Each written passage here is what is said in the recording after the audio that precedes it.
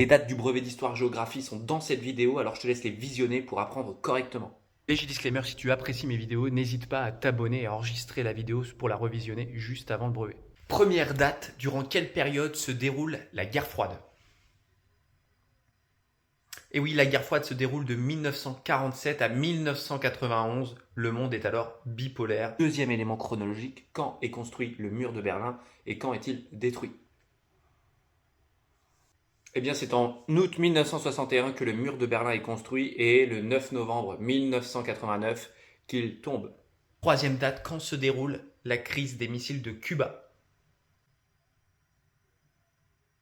Oui, c'est effectivement en octobre 1962. À quelle date s'effondre l'URSS? Bon, je te laisse pas de temps, c'est effectivement le 25 décembre 1991 que l'URSS s'effondre et laisse place à 15 États. En quelle année l'Algérie obtient-elle son indépendance? Oui, c'est bien 1962. Parlons un petit peu maintenant du projet européen. En quelle année le traité de Rome est-il signé? C'est bien 1957 que le traité de Rome est signé. Maintenant, en quelle année est signé le traité de Maastricht? Oui, c'est bien 1992. Maintenant, donne-moi la mise en circulation de l'euro. Attention, c'est facile. Oui, c'est 2002. En quelle année ont lieu les attentats du 11 septembre? Bon, je te laisse pas de temps, effectivement, c'est bien 2001. En quelle année commence la 5e République?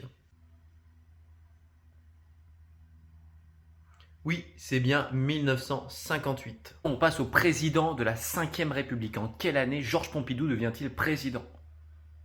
Oui, c'est bien 1969. Et quand s'achève son mandat? En 1974. Ensuite, quel est le nouveau président de la République?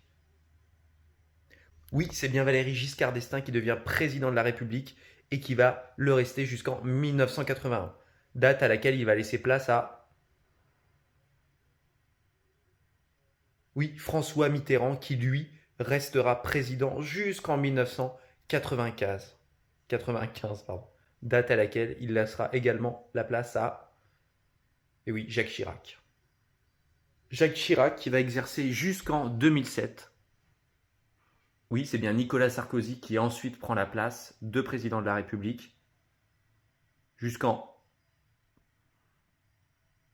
2012, date à laquelle ensuite il laisse place à François Hollande qui lui le sera jusqu'en, et je te le dis, 2017, puis ensuite donc Emmanuel Macron jusqu'à aujourd'hui.